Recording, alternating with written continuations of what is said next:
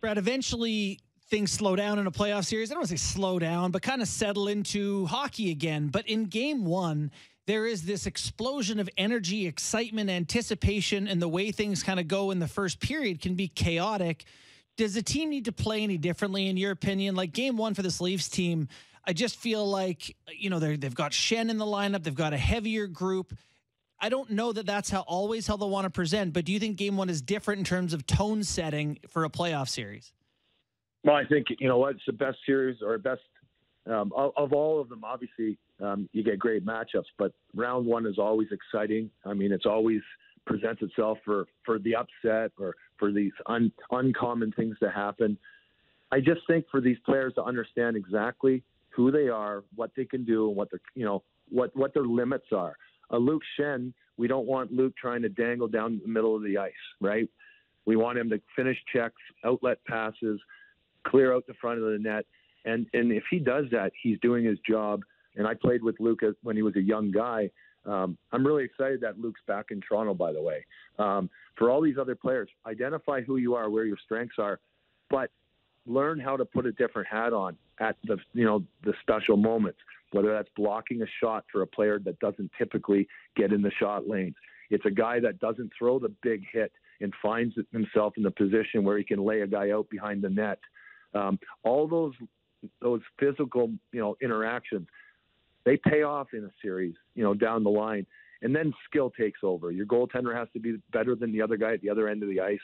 And your top players have to, once you draw a penalty, you need your big boys to step on the ice and go score.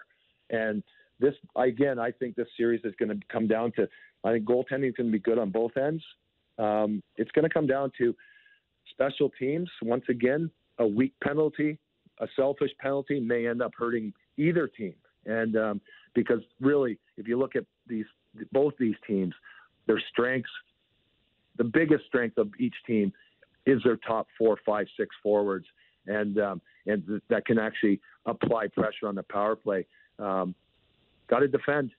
But you know what? If you don't match the other team's energy, I just don't think you have a chance.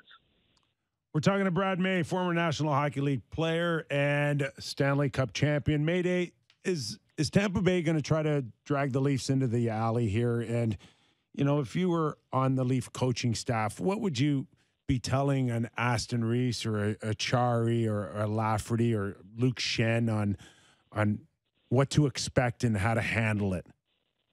Well, I think if I'm coaching, and by the way, you and I were both those types of players, Nick, and we were the guys that were kind of, the catalyst to the physical movement. But all those players you just spoke of, if I'm in that locker room or they're listening to me, you got to play between the whistles. Enough of the nonsense. Forget the glove washing and the scrums after whistles. It does nothing. It distracts you. It distracts your teammates. And quite honestly, it could put your team behind the 8 ball. So play within the whistles as hard as you possibly can. Be willing to hurt the opposition with the best hits. Don't lay up. At this point in time, truly, Nick, I said it and you love this quote, but I'd fight my mom to win the Stanley Cup. You need a group of, and obviously that's a joke, guys, but you need a team I'd full fight of my guys. mom to win another Stanley Cup. It's our favorite, by the way. Hey, I know that. But you need your whole team to be willing to do, something unordinary or extraordinary to actually advance and move on in the playoffs and kind of take on a different identity, but play within your own game. Toronto, they have their identity. They bolstered certain positions to be bigger, a little faster, more robust on the forecheck. They've got 2 defensemen now with McCabe and Shen that, gives them a different look and a different confidence. But you just got to play within yourselves.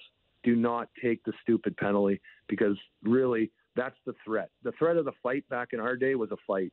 The threat on a team losing, in many cases, it's a stupid penalty and the other team capitalizing.